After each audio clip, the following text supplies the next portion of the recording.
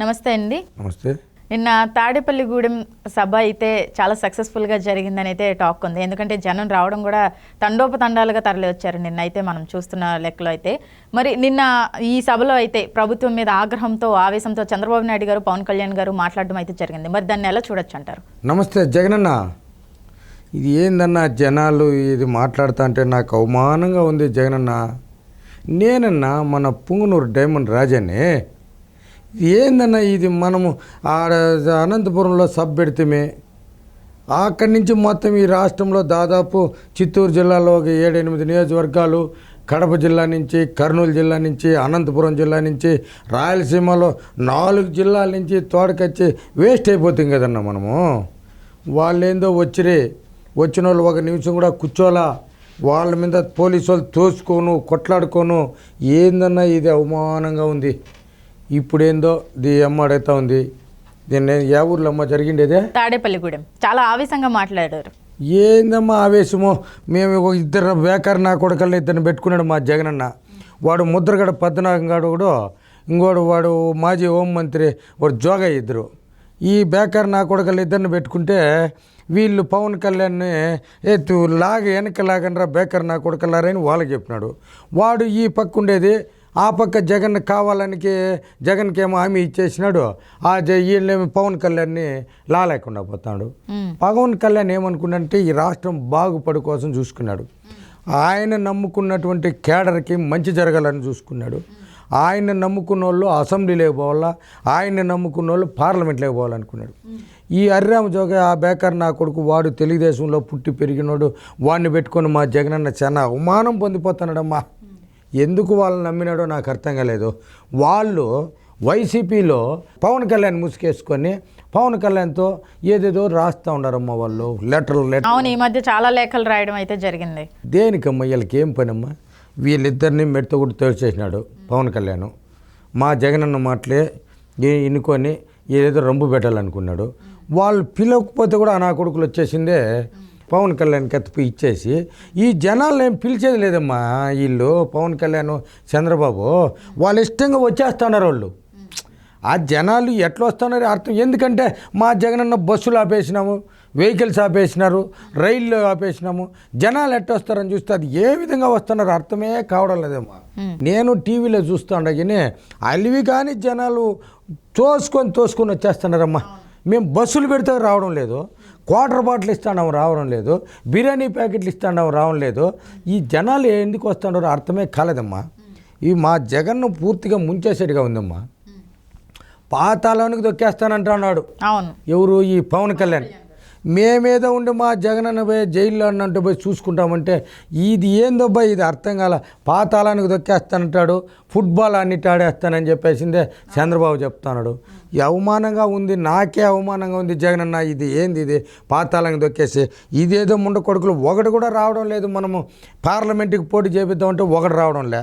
ఏ నమ్ముకొని సర్రనాడి పోయేందుకే వాడు గోడ దూకి ఇంకోటి వెళ్ళిపోతున్నాడు. ఈవిడ ఒక ఐఏఎస్ని భయపెట్టి వాడు చేయండి అవినీతిని భయపెట్టి వాడిని ఏదో రాజీనామా చేసేసి ఒకరిని వచ్చి ఏదో పోటీ చేయమంటే ఇంకొకరు తోసాడు బారైనారు, మెడబట్టి గెంటే అయినారు. వాడు సూర్యారావు. వానికి ఎత్తుకొచ్చి మనము ఒక కండవ కప్పి ముగ్గేసి పెట్టేస్తే ఏందన్నా తీసి పారేసిన వాళ్ళందరినీ తోడకొచ్చి మనం పెట్టుకుంటా ఉంటే, మన దగ్గర గౌరవంగా వాళ్ళకి టికెట్లు ఇస్తామంటా ఉంటే వాళ్ళు వెళ్ళిపోతూ ఉంటే ఇది అవమానంగా ఉంది జగనన్న. ఏందన్నా ఒకసారి ఆలోచన చేయన్నా. మనం మూసేసి వెళ్ళిపోదామా, లేదంటే ఎవరినో పెట్టేసి మళ్ళీ గెలుచుకుని ఏడన్నా మనకి సీట్లు వచ్చేది? ఏమేందో చెప్తాను మన సిస్టరు ఈ శర్మిలమ్మ నిన్న తిరుపతిలో ఏదేదో మాట్లాడేసింది. బీజేపీతో పొత్తు పెట్టుకొని బీజేపీ ఇవేవి ఇస్తారని చెప్పేసి ఏదేదో నువ్వు మాట్లాడుతాను. వాళ్ళన్న బీజేపీ మనిషి అని. బీజేపీ మనిషి అని.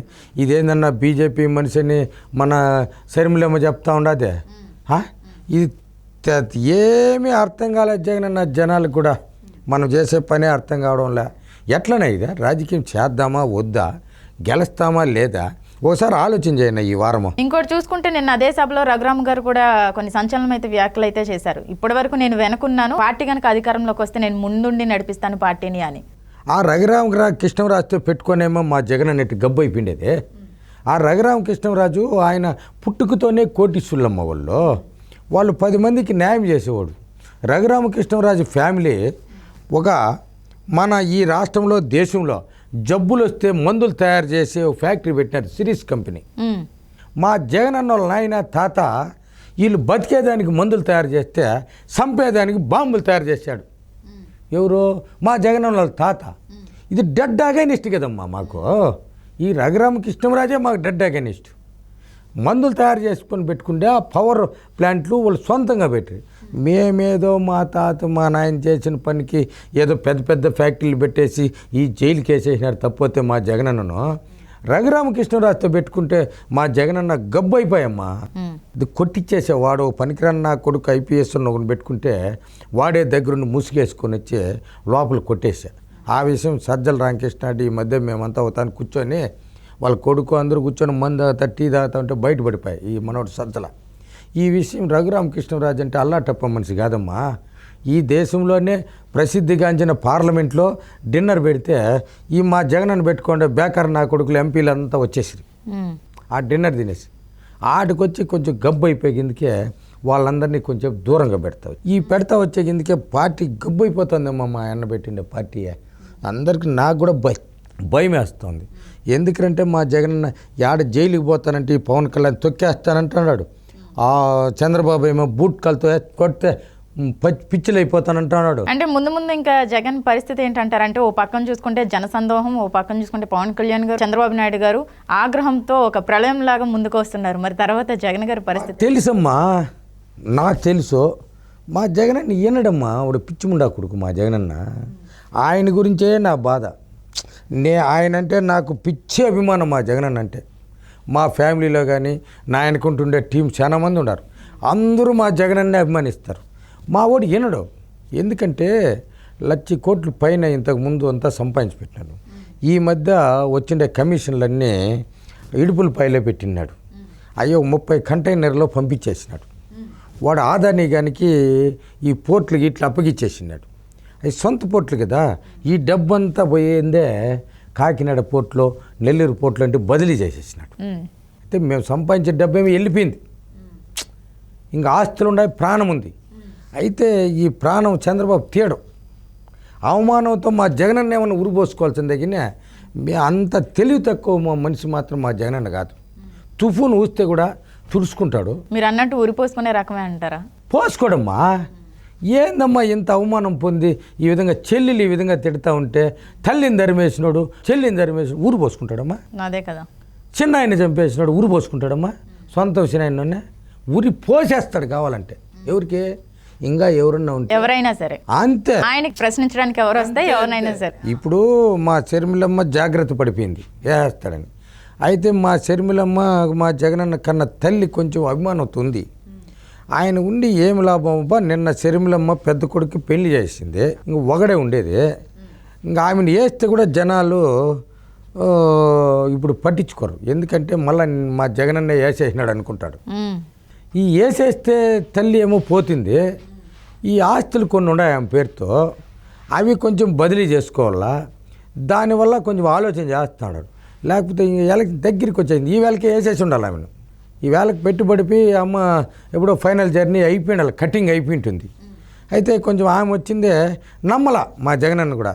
వీడు ఇంతకుముందు మా మరిదిని వేసేసినాడు, ఇప్పుడు వీడు నన్ను వేసేసేట్టుగా ఉండదని చెప్పేసిందే ఈ షర్మిలమ్మ కొంచెం అట్ట లైన్ క్లియర్ ఇచ్చేసింది. అమ్మ కొంచెం జాగ్రత్తగా ఉండమ్మా, ఇంకొక కొడుకు కూడా పెళ్లి చేసుకోవాలా, అన్న వేస్తాడమ్మా, నేనేమో జాగ్రత్తగా ఉండాను, నా జోలికి రాడోడు అని చెప్పి ఆమె చెప్తా ఉంది. వేసేస్తాడు కాబట్టి డౌట్ పడాల్సిన పని లేదమ్మా. ఒక పెట్టి పడిపోతే లేచిపోతుందమ్మా.